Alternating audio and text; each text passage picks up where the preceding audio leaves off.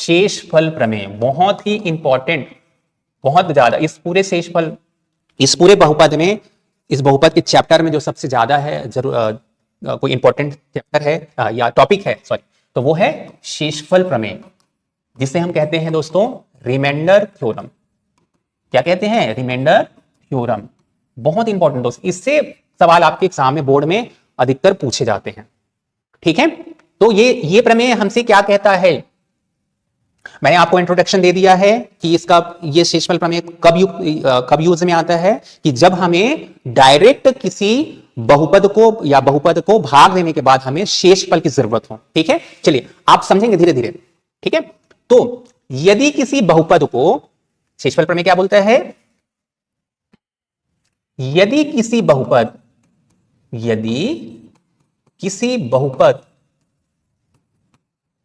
को, सॉरी, बहुपद का नाम भी दे देते हैं, एफ ऑफ एक्स को एक्स माइनस ए से भाग दिया जाए तो शेषफल एफ ऑफ ए होता है। आप इस परिभाषा में मत जाएं, आप थोड़ा सा आपको थोड़ा कठिन लग सकता है ये परिभाषा, यूं कहें आप, थोड़ा देर में आपके लिए मैं इसको आसान बनाने का प्रयास करता हूं। मैंने कहा यदि किसी बहुपद एफ ऑफ एक्स को एक्स माइनस ए से भाग दिया जाए तो शेषफल क्या होता है? एफ ऑफ ए होता है। एफ ऑफ ए कब? एफ ऑफ ए मतलब जब एक्स बराबर ए हो। ठीक है, इसको मैं प्रूव करके दिखाता हूं। ठीक है, एफ ऑफ ए कैसे होता है, चलिए।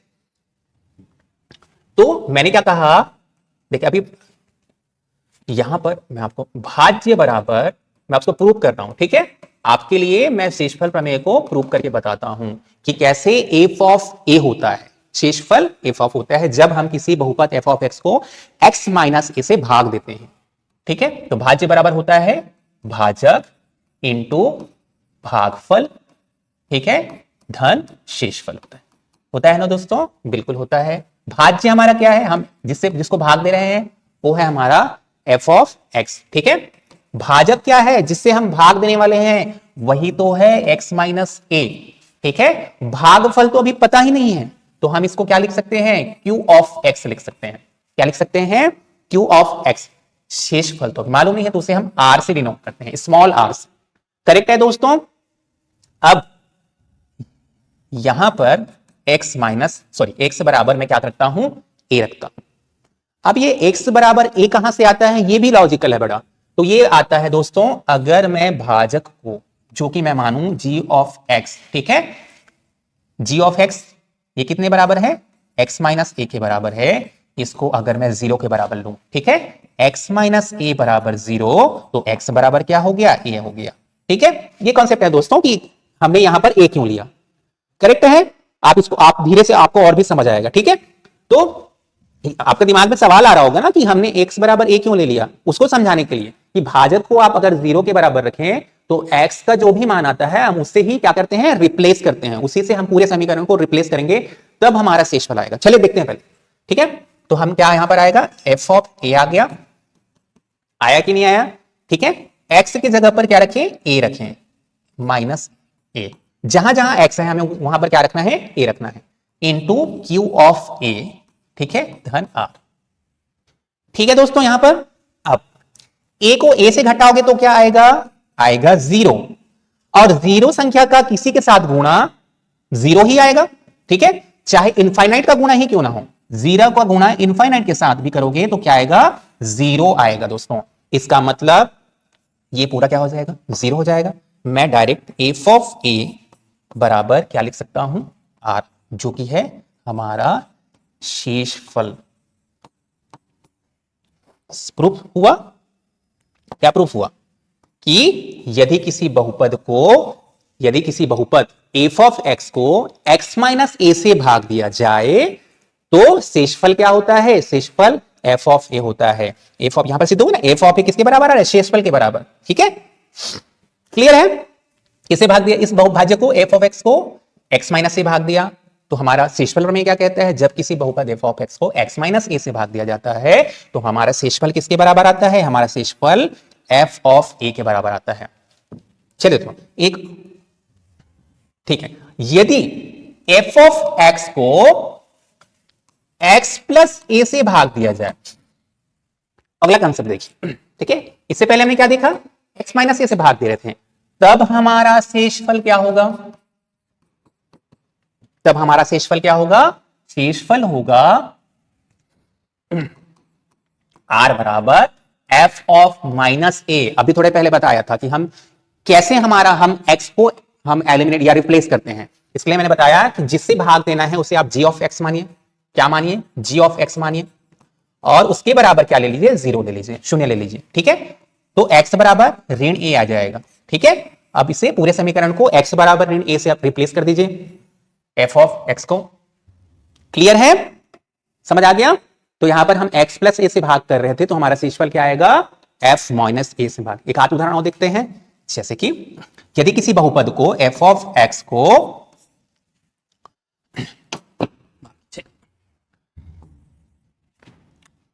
x माइनस b से भाग देंगे, ठीक है, तो क्या हो जाएगा, हमारा शेषफल क्या आएगा, हमारा शेषफल आएगा f ऑफ b आ जाएगा। करेक्ट है कि नहीं।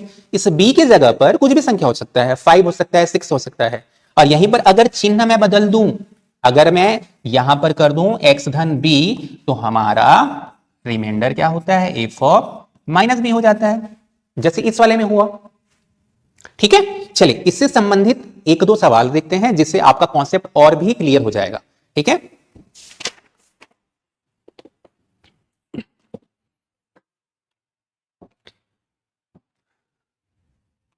किसी बहुपद p ऑफ x को, देखिए p ऑफ x दिया है 3x की घात 4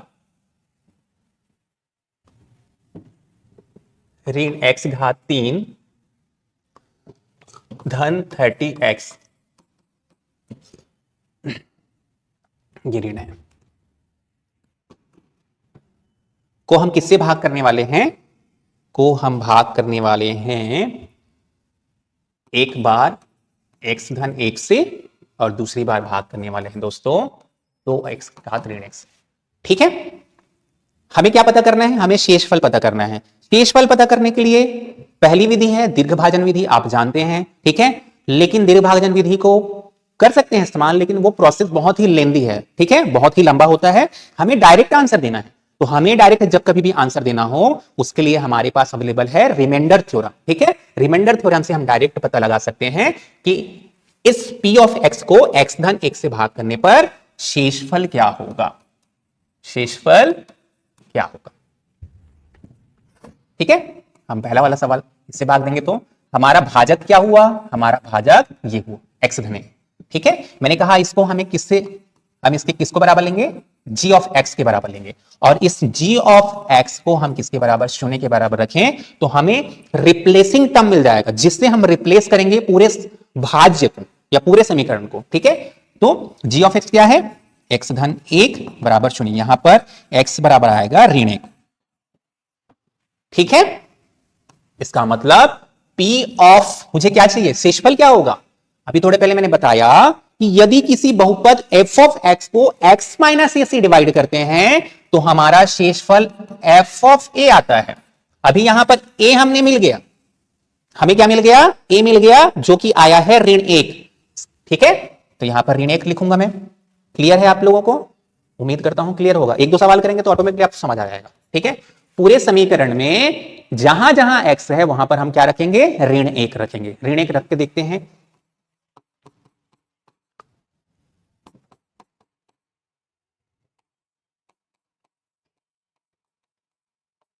करेक्ट है। मैंने क्या किया, स्टेप सबसे पहले देख लीजिए।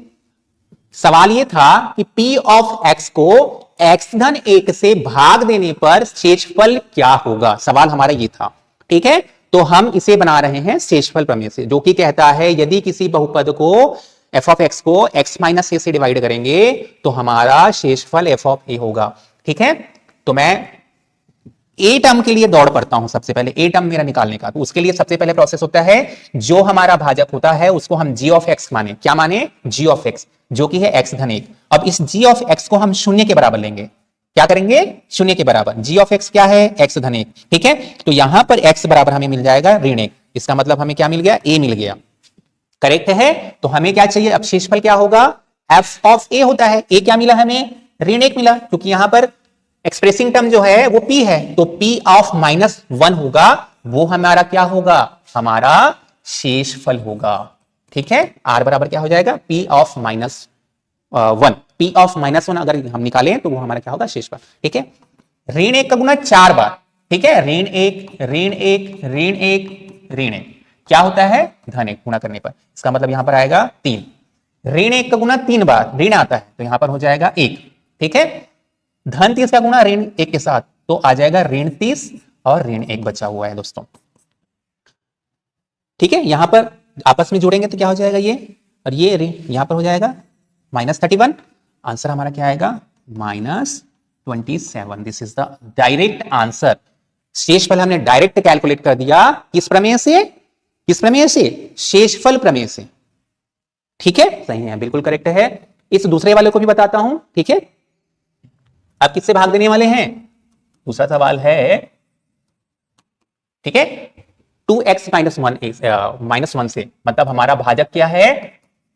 2x -1। इसको हम किसके बराबर लेंगे? g ऑफ x के बराबर लेंगे। और इस g ऑफ x को मैं शून्य के बराबर, मतलब मुझे सबसे पहले रिप्लेसिंग टर्म चाहिए। रिप्लेसिंग टर्म ज्ञात करने के लिए मैं उसको g ऑफ x के बराबर माना और उसे शून्य के बराबर रखा।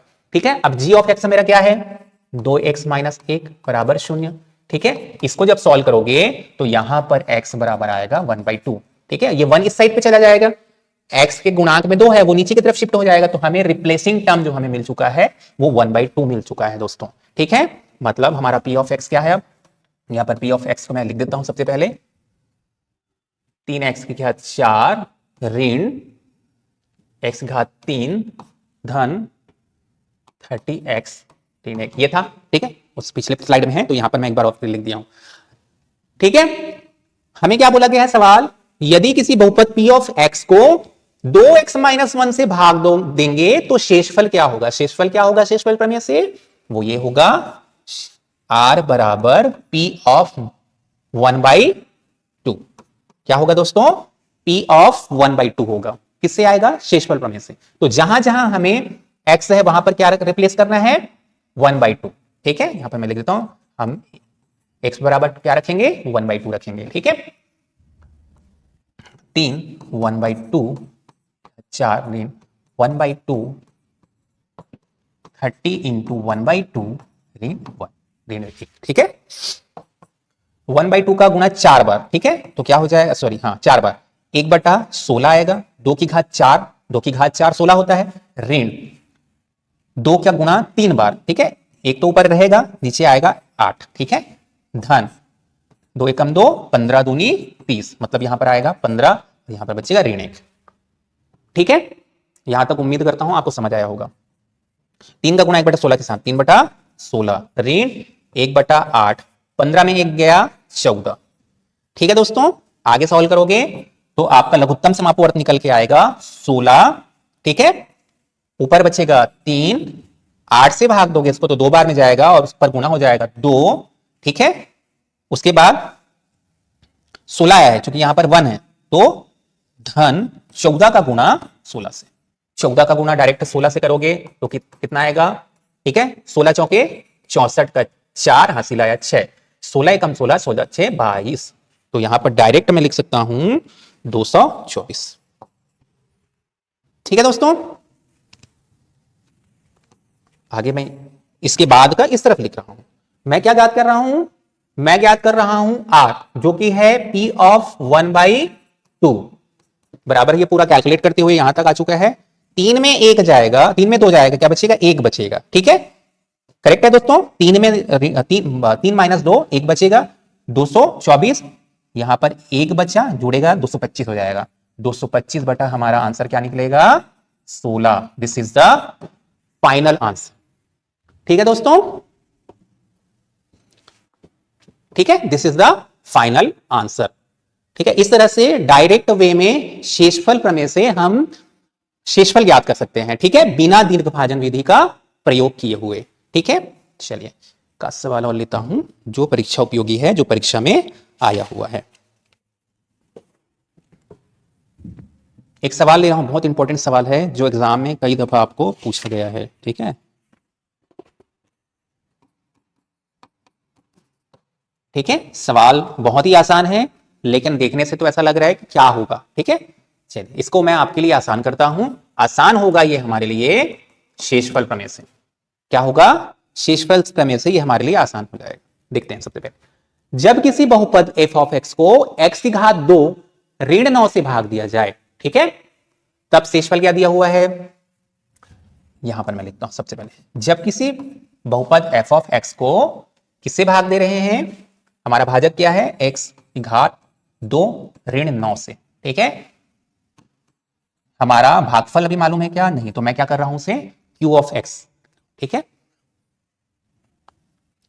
आप कंफ्यूज ना हो, आपके लिए यहां पर लिख देता हूं, भाज बराबर भाजक इंटू भागफल धन शेषफल। करेक्ट है, शेषफल एफ ऑफ एक्स बराबर एक्स घात 2 ऋण 9 इंटू क्यू एक्स। ठीक है, भाजक हुआ ये, इसी से भाग दे रहे हैं हम। किसको भाग दे रहे हैं? एफ ऑफ एक्स को। भागफल मालूम है क्या? नहीं मालूम है। शेषफल हमें पता है। क्या पता है हमें? शेषफल पता है। क्या है? 3x धन 2। करेक्ट है। ठीक है, इसको मैं क्या दे देता हूं, समीकरण नंबर 1 दे देता हूं दोस्तों। अब क्या बोलता है आगे, जब इसी बहुपद को मैं x माइनस 3 से भाग दे देता हूं तो शेषफल क्या होगा। ठीक है, अभी मेरा पूरा बहुपद निकल आया दोस्तों, ये पूरा हमारा एक बहुपद आ गया है। ठीक है, अब हमारा सवाल की दूसरी कड़ी ये बोलती है कि इसी बहुपद को जब मैं इसी बहुपद को किससे भाग दे दूं, x माइनस 3 से भाग दे दूं। ठीक है, तो हमारा r शेषफल प्रमेय से क्या होता है, क्या होगा दोस्तों, अभी थोड़े पहले पढ़ा था, r होगा हमारा f ऑफ 3 होगा।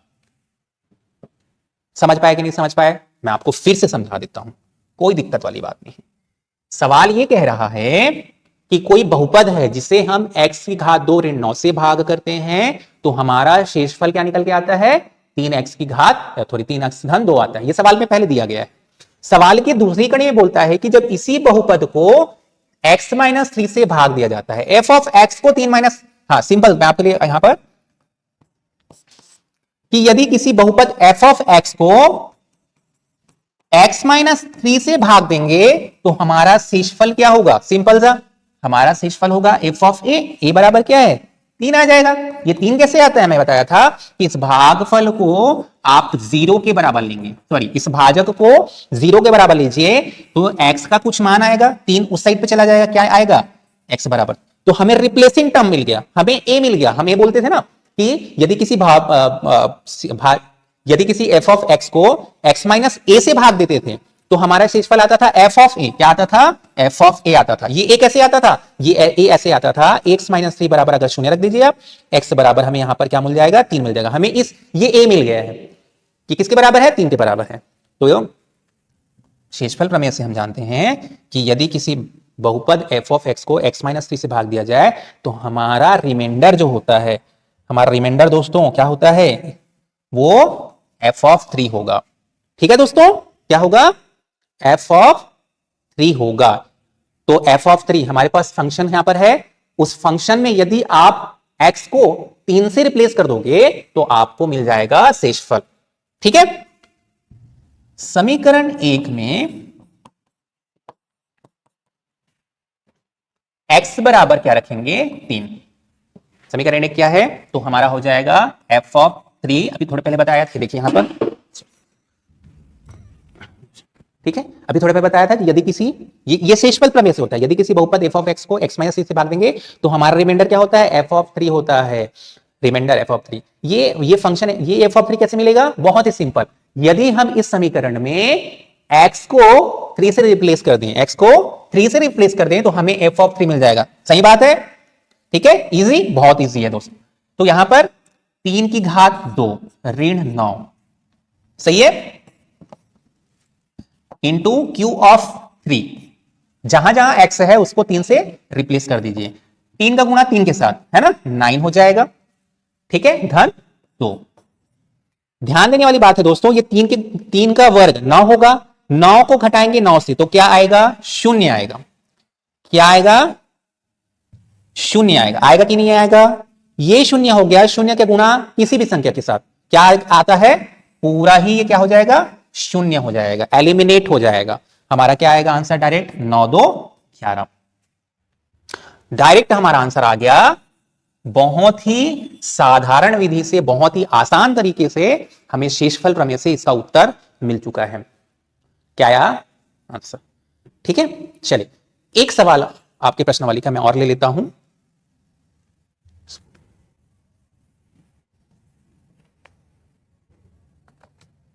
देखिए सेम कॉन्सेप्ट का बेस पर मैं एक और सवाल लेता हूं। प्रश्नावली आपका कौन सा प्रश्नावली है, प्रश्नावली 2 का 5वां है। बहुत, ये दोनों सवाल बहुत इंपॉर्टेंट है दोस्तों, चौथा और 5वां। इसका हल आप इतनी बार प्रैक्टिस करें कि परीक्षा में देखते ही ये सवाल आपको एक ही बार में बन जाए, ठीक है, इसी कॉन्सेप्ट पर। अब देखिए मैं डायरेक्ट सवाल नहीं लिख रहा हूं, मैं आपके सामने पहले पढ़ देता हूं, ठीक है। जब किसी बहुपद f ऑफ x को x की घात 2 ऋण 16 से भाग दिया जाता है तो शेषफल 5x धन 3 आता है। मैं इसको लिख देता हूं, मैं लिख रहा हूं, जब किसी बहुपद f ऑफ x को, भाजक हमारा क्या है, x की घात ऋण 2, x की घात 2 ऋण 16 से हम भाग देंगे तो हमारा रिमाइंडर सवाल में दिया हुआ है 5x धन 3, ठीक है। जब इसी बहुपद को, सवाल का अगला कड़ी, जब इसी बहुपद को x धन 4 से भाग देंगे तब हमारा शेषफल क्या होगा। पहले इसको मैं समीकरण नंबर 1 दे देता हूं, ठीक है। एक बार सवाल मैं आपके लिए दोहरा रहा हूं ताकि आपको कंफ्यूजन दूर रहे, क्लियर रहे। जब किसी बहुपद f ऑफ x को, ये ऐसा मैं कब लिखता हूं, या ऐसा लिखना मैंने कब बताया आपको, मैंने आपको ऐसा लिखना बताया था जब मैं शेषफल प्रमेय के कॉन्सेप्ट को डील कर रहा था आपके साथ, ठीक है, उसको हम डील कर रहे थे। तब मैंने आपको कहा था कि यदि किसी बहुपद f ऑफ x को x माइनस a से अगर भाग दें तो हमारा रिमाइंडर क्या होता है, f ऑफ a होता है, ठीक है दोस्तों। ये कहां से आता है, यहां से आता है, मैंने बताया था। इस x माइनस a को बराबर शून्य ले लीजिए, यहां से x बराबर a आ जाएगा। जहां जहां x होगा यहां पर x होता है, इस x को a से रिप्लेस कर दीजिए, आपको रिमाइंडर वहां से मिल जाएगा, ठीक है। और इसको फिर लिखने का तरीका मैंने बताया था, फिर f ऑफ x को हम किससे भाग देते हैं, x माइनस a से भाग देते हैं। हमारा भागफल क्या होता है, q ऑफ x, और हमारा r होता है जो किसके बराबर होता है, ऑफ a के बराबर होता है। ये मैंने आपको बताया था। तो इसी से मैंने ये बना लिया, इसी से मैंने क्या बना लिया, ये बना दिया। क्या बोल रहा है, f ऑफ x को हम किससे भाग दे रहे हैं, x माइनस एक्स स्क्वायर ऋण 16 से भाग दे रहे हैं, ये उसकी जगह पर आ गया, ठीक है। तब हमारा शेषफल क्या आया है, 5x3। ये सवाल में आपको दिया हुआ है, ठीक है, सवाल में आपको दिया हुआ है, इसको मैं सबको मिटा रहा हूं। तो इसको हम इक्वेशन नंबर 1 दे दिए। अब इसी बहुपद को x धन 4 से भाग दें तो शेषफल क्या होगा। इसी बहुपद को f ऑफ x को x धन 4 से अगर भाग दें तो हमारा रिमाइंडर क्या आएगा, क्या आएगा मुझे बताइए। तो अभी आप इतना देर से हम डिस्कस कर रहे हैं इसी को, हमारा रिमाइंडर आएगा f ऑफ -4। -4 फिर कहां से आया, यहां से आया। इस x धन 4 को आप 0 के बराबर मार्क कीजिए, यहां से x बराबर आपको ऋण 4 आएगा। क्लियर है आपको, ऋण 4 को, हाँ ऋण 4 को रिप्लेस कर दीजिए तो आपको रिमाइंडर मिल जाएगा। अब हमें क्या ज्ञात करना है, f ऑफ -4। अगर आपको f ऑफ -4 मिल गया तो वही हमारा रिमाइंडर होगा दोस्तों। क्या होगा, वही हमारा रिमाइंडर होगा। समीकरण 1 में x को किससे रिप्लेस करेंगे, ऋण 4 से, ठीक है दोस्तों, ऋण 4 से। तो f ऑफ ऋण 4, जहां जहां x है वहां पर हमें क्या करना है, ऋण 4 लिखना है। ऋण 4 का गुणा 2 बार, ऋण 4, ठीक है। यहां पर ऋण 4 का वर्ग क्या होगा, ऋण 4 का वर्ग डायरेक्ट 16 होगा। मैं यहां पर ऋण 4 का वर्ग ना लिखते हुए डायरेक्ट 16 लिख दे रहा हूं, ऋण 16, ठीक है, धन 5, x की जगह पर ऋण 4, क्या बच गया है, धन 3। जहां जहां x था वहां पर मैंने क्या कर दिया, ऋण 4 से रिप्लेस कर दिया। ठीक है, अच्छा Q ऑफ x यहां पर बचा हुआ है Q ऑफ -4। ठीक है, यहां पर Q ऑफ, है ना, यहां पर नहीं लिखा हूं मैं, आप भूल गया था दोस्तों। ठीक है, Q ऑफ x यहां पर आएगा ना। ठीक है, आप कीजिएगा, ऐड करना मत भूलिएगा। ठीक है, गलती हो गई, बना रहे हैं इसलिए गलती हो रही है, इंसान से ही गलती होती है। ठीक है, तो Q ऑफ x -4 हो गया। ये 16 - 16 क्या हो जाएगा, 0, और इस 0 का गुना किसी भी संख्या के साथ तो क्या आएगा, 0। ठीक है, यहां पर 5 का गुना ऋण 4 के साथ तो ऋण 20 हो जाएगा, 5 चौके 20, धन 3। आंसर आएगा ऋण 17। हमारा यहां से रिमाइंडर आ जाएगा जो कि f ऑफ -4 है, ऋण 17। करेक्ट है दोस्तों, this is the easiest method. ठीक है, ये सबसे आसान मेथड है किसी भी बहुपद को भाग करने के बाद शेषफल प्राप्त करने का। ये दोनों ही दो सवाल जो मैंने लिए हैं वो बहुत ही इंपॉर्टेंट सवाल है दोस्तों, बहुत ज्यादा इंपॉर्टेंट सवाल है। ये बहुत ज्यादा परीक्षा उपयोगी है, आपको निश्चित तौर पर आने वाले एग्जाम में इससे संबंधित सवाल देखने को मिल सकते हैं। ठीक है दोस्तों, एक नए कॉन्सेप्ट की तरफ मैं आपको लेकर चलता हूं। अब मेरी जानकारी में शेषफल प्रमेय से और कोई ऐसा सवाल नहीं पूछे जाएंगे जिसको मैंने यहां पर डिस्कस नहीं किया हो। ठीक है दोस्तों, बहुत ही आसान है।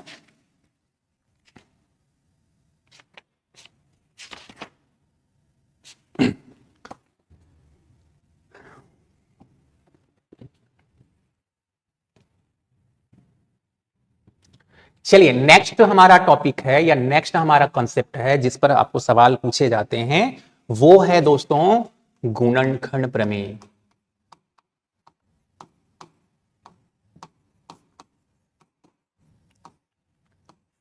ठीक है, क्या है, गुणनखंड प्रमेय। ठीक है, इस गुणनखंड प्रमेय को बताने के पहले मैं आपको फिर से एक सवाल की तरफ लेकर चलता हूं। मैं करता हूं 25/2। क्या कर रहा हूं, 25। एक छोटे से एग्जांपल के थ्रू देखिए, इसको समझिए पहले। कितने बार में जाएगा, ये जाएगा आपको 12 बार में, 12 दूनी 24, और क्या बचेगा, बचेगा 1। ठीक है, तो यहां पर इसे हम क्या कहते हैं, इसे हम कहते हैं भाजक, इसे हम कहते हैं भाजक, इसे कहते हैं भाज्य। ये हमारा भागफल होता है कि नहीं होता है, और ये हमारा शेषफल होता है कि नहीं होता है। ठीक है, एक दूसरा एग्जांपल मैं आपको बताता हूं। मतलब यहां पर क्या हुआ, मैं आपको इसको ऐसा लिख सकता हूं, 25 हमारा भाज्य है। ठीक है, हमारा भाजक क्या है, 2, भागफल कितना है दोस्तों, 12, और हमारा शेषफल क्या है। इस तरह से मैं इसको लिख सकता हूं एक दूसरे एग्जांपल में। अब मैं यहां पर लिख रहा हूं 20 को मैं भाग दे रहा हूं दोस्तों 4 से। उदाहरण लिया है, एक रैंडम एग्जांपल। ठीक है, 4 को मैं डिवाइड कर रहा हूं, 20 को डिवाइड कर रहा हूं 4 से, तो कितने बार में जाएगा, 5 बार। 5 चौके 20, नीचे क्या बचेगा, 0। ये 0 क्या है, ये 0 है शेषफल। करेक्ट है, शेषफल है। तो मैं क्या यहां पर डायरेक्ट लिख सकता हूं, 20 बराबर हमारा भाजक क्या है, 4, हमारा भागफल क्या आया, 5, और हमारा शेषफल क्या आया, 0 आया दोस्तों। क्या आया, 0 आया है। इस तरह से देखते रहिए। ठीक है, इसका मतलब मैं यहां पर ये इस निष्कर्ष पे आ सकता हूं, इस 4 और 5 को मैं 20 का गुणनखंड कह सकता हूं। कब कह सकता हूं, जब मुझे शेषफल क्या प्राप्त हो, 0 प्राप्त हो। ठीक है, एक बार मैं फिर से बोल रहा हूं, इस 4 और 5 को मैं 20 का गुणनखंड कह सकता हूं। कब कह सकता हूं, जब शेषफल मेरा क्या आए, 0 आए। पहले वाले आपको उदाहरण मैं आपको इसलिए दिया था, क्या यहां पर 2 और 12 को मैं 25 का गुणनखंड कह सकता हूं, नहीं कह सकता। क्यों नहीं कह सकता, क्योंकि यहां पर शेषफल 0 है क्या, नहीं है। कॉन्सेप्ट क्लियर है आपका, बिल्कुल कॉन्सेप्ट क्लियर है। ठीक है, मैं यहां पर कंक्लूड कर सकता हूं कि 4 और हमारे जो 5 होंगे उनको गुणा करने पर अंततः हमें 20 प्राप्त हो दोस्तों। ठीक है, वो ऐसे हमने कैसे इस निष्कर्ष पहुंचा, इस निष्कर्ष पर हमने ऐसे पहुंचा कि जब कभी भी शेषफल 0 होगा, ठीक है, शेषफल 0 होगा, तो भाजक और भागफल को हम उस भाजक का गुणनखंड कह सकते हैं। पहले वाले एग्जांपल में ऐसा नहीं हुआ, शेषफल 0 नहीं हुआ, इसका मतलब 2 और 12 को मैं 25 का गुणनखंड नहीं बोल सकता हूं। गुणनखंड बोलता मैं यदि यहां पर शेषफल जो है 0 आ जाता। करेक्ट है। चलिए इसे और बेहतर तरीके से मैं आपको बताता हूं, तो मिटाता हूं। सवालों पर अगर जाएंगे तो हम इसको और बहुत बेहतर तरीके से समझ पाएंगे।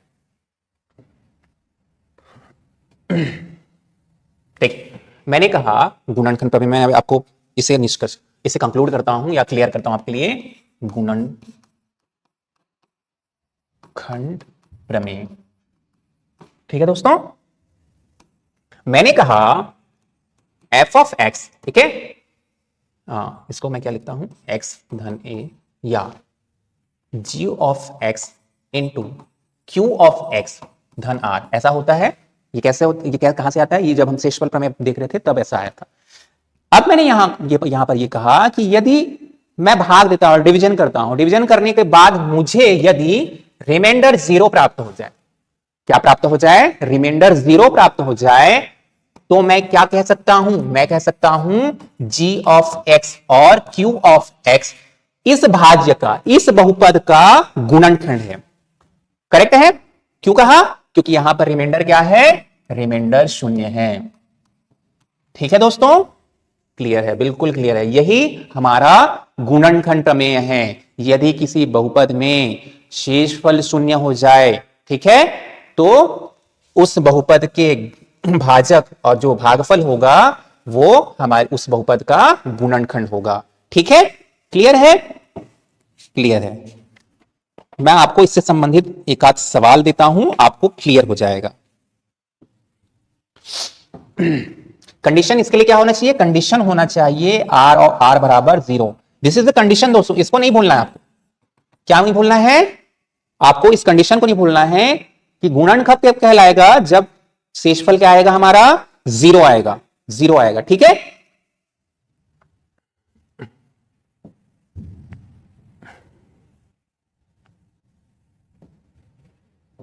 चलिए इससे संबंधित मैं सवाल आपको बताता हूं तो आपको समझ आ जाएगा। एक सवाल है,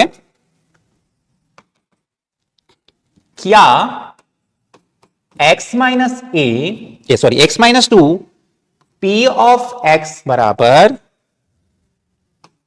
x घात 3 3x घात 2 धन 4x ऋण 4 का गुणनखंड है, का एक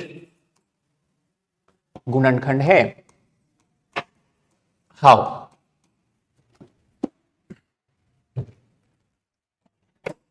जी सर, हाँ बस चल रहा है, बस फिनिश करने वाला हूं, गुणनखंड प्रमेय चल रहा है।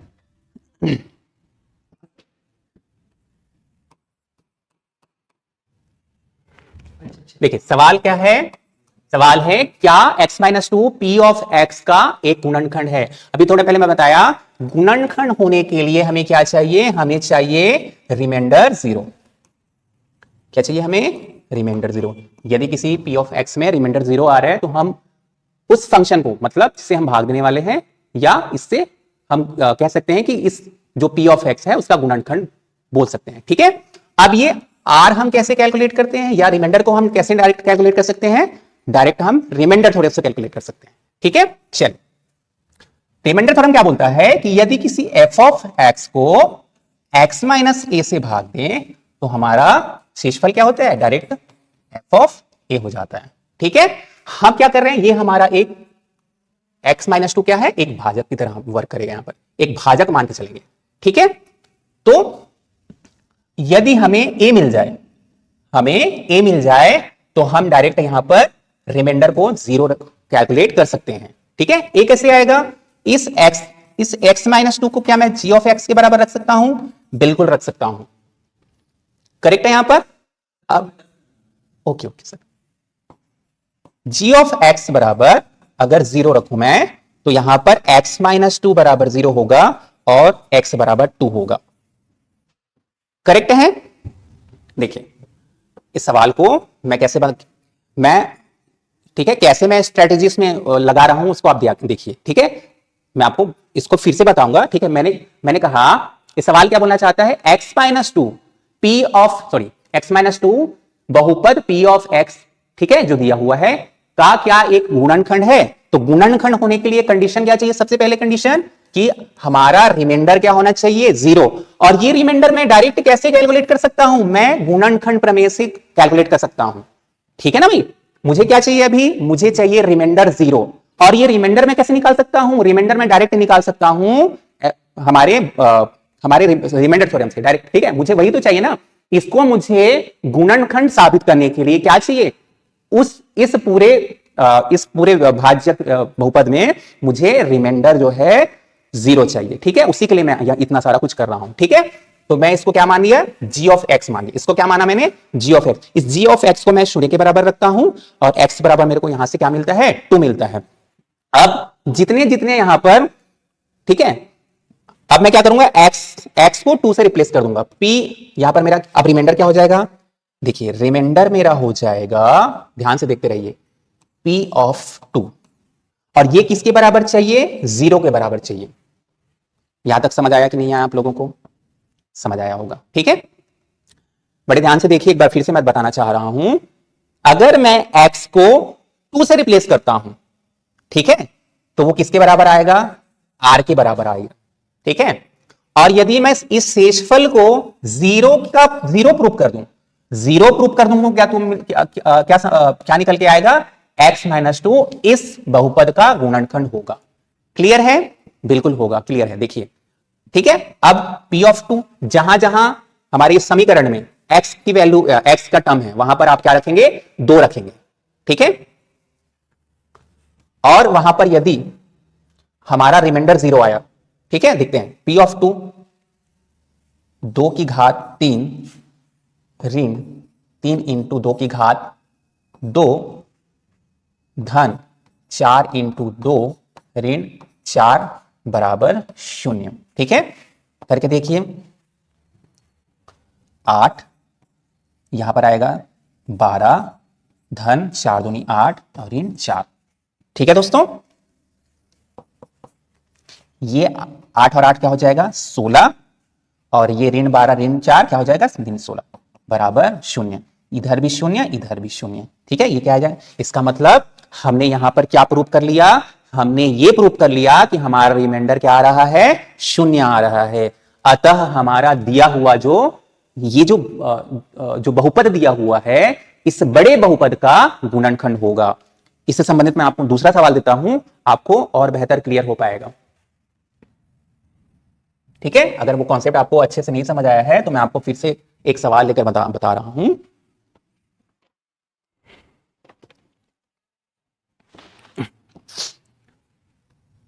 g ऑफ x दिया हुआ है दोस्तों, इससे पहले g ऑफ x हमने माना था, अभी हमारे को g ऑफ x दिया हुआ है, x माइनस 3 दिया हुआ है, और साथ में हमें क्या दिया हुआ है, p ऑफ x दिया हुआ है। ठीक है, x की घात 3 ऋण 4 x की घात 2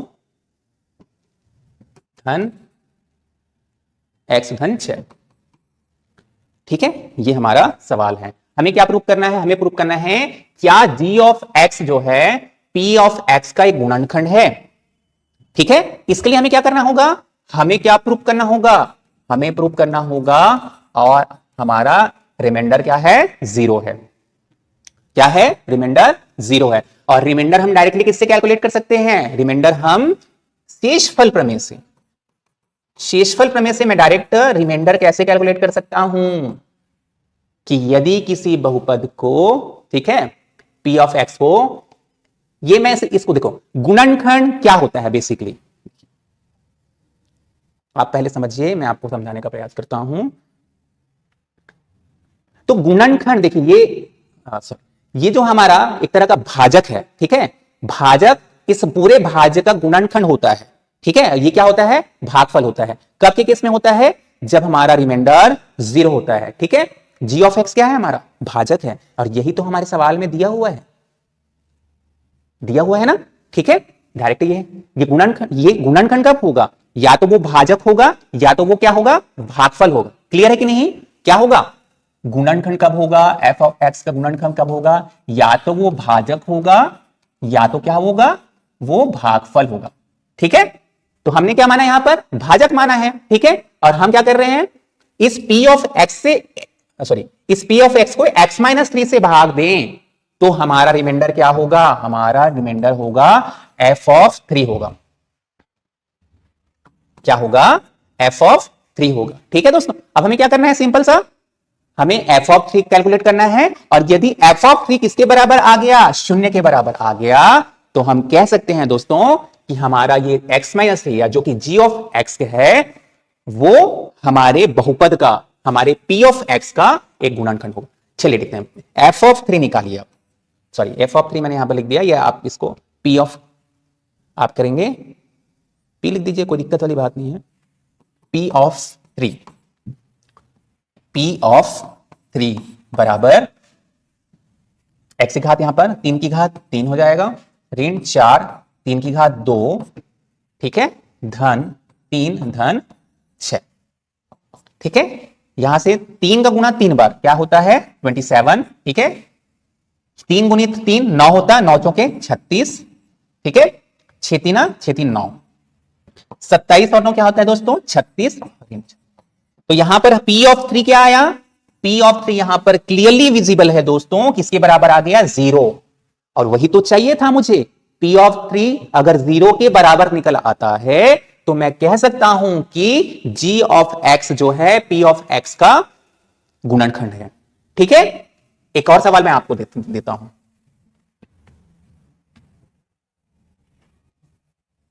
आपके लिए एक सवाल और लेता हूं।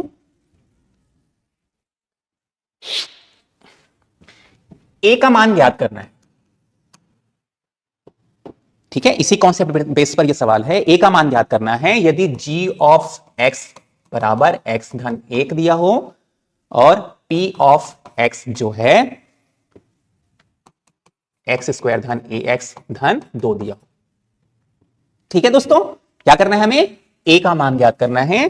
ठीक है, सवाल दिया है निम्नलिखित में से a का मान ज्ञात कीजिए जबकि g of x p of x का गुणनखंड हो। तो इसके लिए कंडीशन क्या है, कंडीशन ये है g of x p of x का गुणनखंड होगा तब जब r 0 होगा।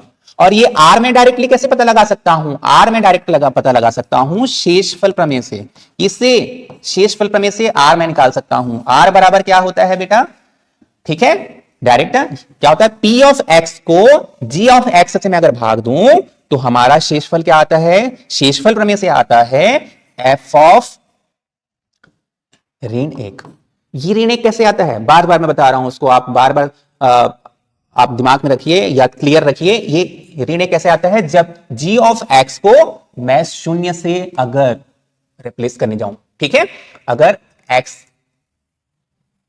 x धन 1 बराबर मैं शून्य रखूं तो यहां पर क्या रिप्लेसिंग टर्म मुझे जिससे हमें एलिमिनेट करना है या रिप्लेस करना है वो क्या आ जाएगा, ऋण 1 आ जाएगा। ठीक है दोस्तों, क्लियर है ये कॉन्सेप्ट। देखिए सवाल क्या बोल रहा है कि यदि g ऑफ x जो है p ऑफ x का एक गुणनखंड हो तब मुझे a का मान बताइए।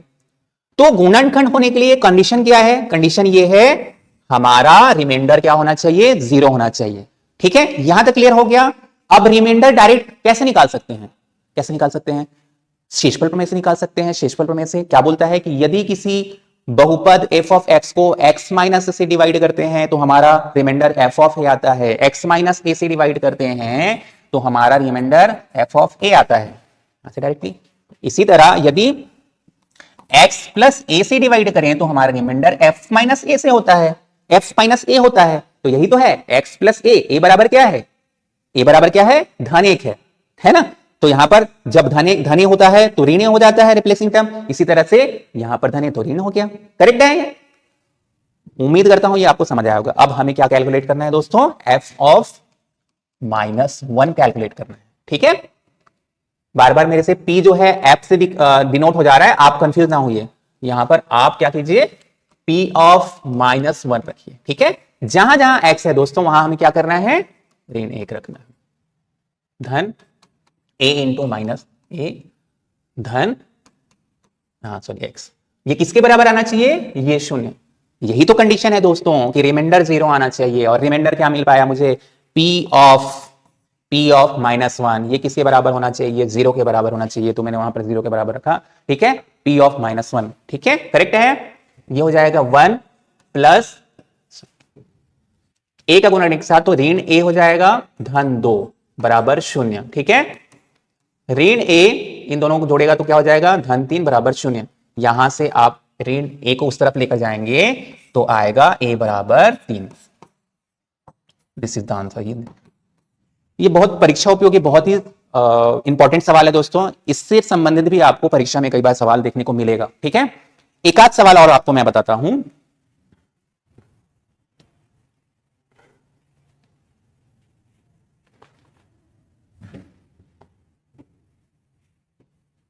देखिए, इस गुणनखंड घन प्रमेय से एक सवाल आपको मैं और बताता हूं। ए का मान ज्ञात करना है, फिर से ए का मान ज्ञात करना है कब, जब g ऑफ t है हमारा वो p ऑफ t का एक गुणनखंड है। ठीक है, g ऑफ t जो है p ऑफ t का गुणनखंड है। t की घात 2, जो सवाल मैं ले रहा हूं ये आपके अनसॉल्व्ड प्रश्नावली से है। ठीक है,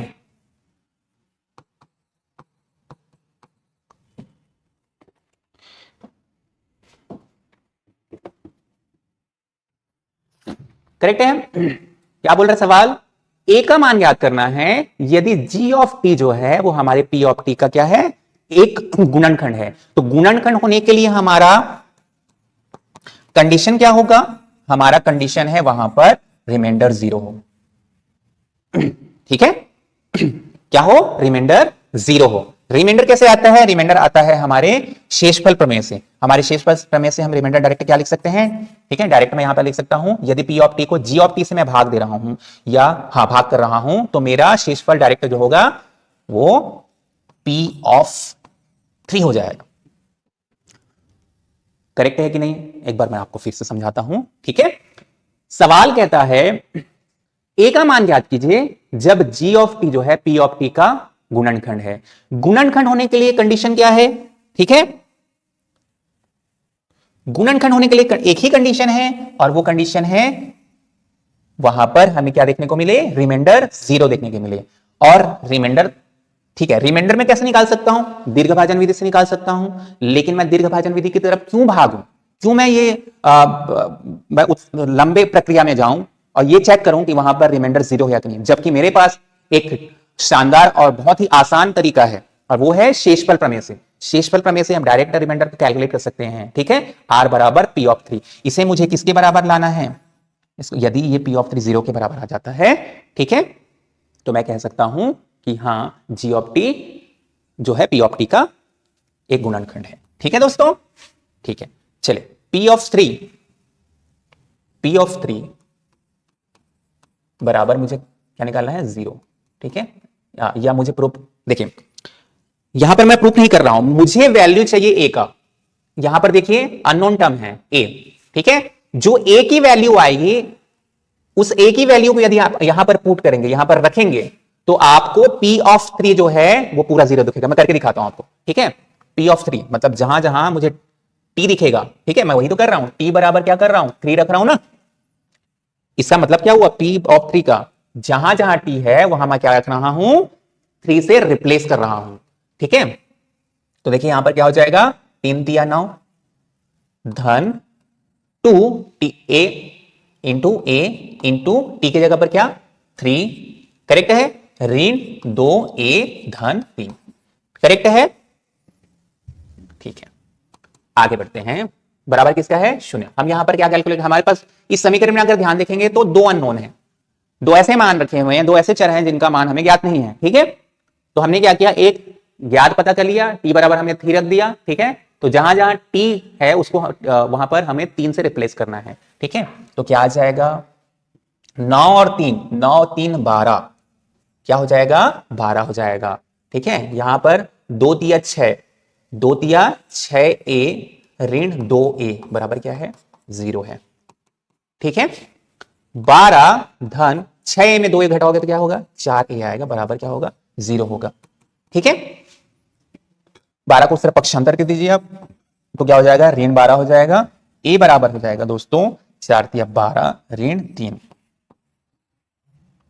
ठीक है, तो t बराबर 3 और a बराबर ऋण 3 एक ऐसी वैल्यू है दोस्तों जिसको अगर आप इस p ऑफ t में रखें ना तो आपको P ऑफ 3 0 के बराबर दिखेगा। मैं आपको प्रूव करके भी दिखा देता हूं, ठीक है। P ऑफ, अब मुझे देखिए A की वैल्यू मिल चुकी है। A की वैल्यू क्या मिली है? -3 मिली है, ठीक है। मैं आपको अभी प्रूव करके दिखा रहा हूं कि क्यों इस A ऑफ सॉरी इस A का जो मान है -3, उसके लिए P ऑफ 3 0 आता है या नहीं आता है, मैं आपको प्रूव करके दिखा देता हूं। आपको समझ आ जाएगा कि हम P ऑफ 3 बराबर 0 क्यों लिए हैं, ठीक है। तो T को किससे रिप्लेस करना है? सिंपल सी, T यहां पर है, ये T का मान है, T बराबर 3, और A को किससे रिप्लेस करने किया जाना है? -3 से। वो हमने कैलकुलेट किया है ना, जस्ट हमने कैलकुलेट किया है, हमने निकाला है A का वह मान जिसके लिए ये G ऑफ T जो है P ऑफ T का एक गुणनखंड है। और गुणनखंड होने के लिए क्या होना चाहिए? शेषफल 0 आना चाहिए। शेषफल 0 आता है कि नहीं आता है, मैं आपको दिखाता हूं। ये तो आपने डायरेक्टली हमने कैलकुलेशन के लिए यहां पर ये प्रोसेस किया, लेकिन वाकई 0 आ रहा है कि नहीं आ रहा, आप देखिए, आप देखिए, ठीक है। T की जगह पर क्या रखा हूं? 3 रखा हूं, और A की जगह पर -3, तो 3 का गुना 2 बार 9 हो गया, धन 2, A का जगह पर क्या रखना है मुझे? ऋण 3 रखना है, और T की जगह पर धन 3, ऋण 2, ऋण 3, और क्या बच गया? धन 3 बच गया दोस्तों। करके देखिए, 9, 3 का गुणा 3 के साथ, 3 3 9, और यहां पर 2 है, ठीक है। ऋण 9 का गुणा 2 के साथ, ऋण 18 आया कि नहीं आया? ऋण, ठीक है, 3 का गुणा 2 के साथ, धन 6, ठीक है। क्या बच गया है? धन 3। 6 3 9, और ये क्या है? 9 9 18, ये क्या है? 18, आ गया शून्य, आ गया, प्रूफ हो गया शून्य, ठीक है। मैं यही प्रूफ करना चाहता था दोस्त। तो यहां पर हमें A की वह वैल्यू ज्ञात करनी थी जिस वैल्यू से ये P ऑफ 3 0 आ जाए। आ गया, देखिए ये 0 आ गया, आया ना? करेक्ट है आप? उम्मीद करता हूं गुणनखंड प्रमेय का ये सारे जो हमने सवाल देखे हैं या कॉन्सेप्ट हमने जो देखे हैं वो कॉन्सेप्ट आपको समझ आ गया होगा। दोस्तों यह था आपका प्रश्नावली 2। प्रश्नावली के 2 तक के जो सवाल थे, हमने कॉन्सेप्ट, सारे कॉन्सेप्ट भी देख लिए, ठीक है। कौन कौन सा जो मेजर कॉन्सेप्ट थे? सबसे मेजर जो कॉन्सेप्ट है हमारा दोस्तों वो है गुणनखंड। सबसे पहला शेषफल प्रमेय। शेषफल प्रमेय से जितने भी सवाल आप बना सकते हैं या हल कर सकते हैं, आप उसको बनाने का प्रयास कीजिए।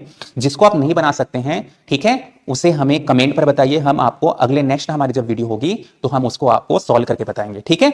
उसके बाद का जो हमारा नेक्स्ट जो इंपॉर्टेंट कॉन्सेप्ट था वो था गुणनखंड प्रमेय, ठीक है। गुणनखंड प्रमेय, गुणनखंड प्रमेय से भी ज्यादातर सवाल आपको एग्जाम में पूछे जाते हैं, ठीक है। बहुत ही इंपॉर्टेंट कॉन्सेप्ट है, और एक तरह से ये कहें कि हमारा जो गुणनखंड प्रमेय जो है वो शेषफल प्रमेय का एक अभिन्न अंग है, ठीक है। जब तक शेषफल प्रमेय आपको पता ना हो, आप गुणनखंड प्रमेय को प्रूफ नहीं कर सकते, सत्यापित नहीं कर सकते। इसलिए सबसे पहले आपको शेषफल का प्रमेय का कॉन्सेप्ट क्लियर होना बहुत ही जरूरी है।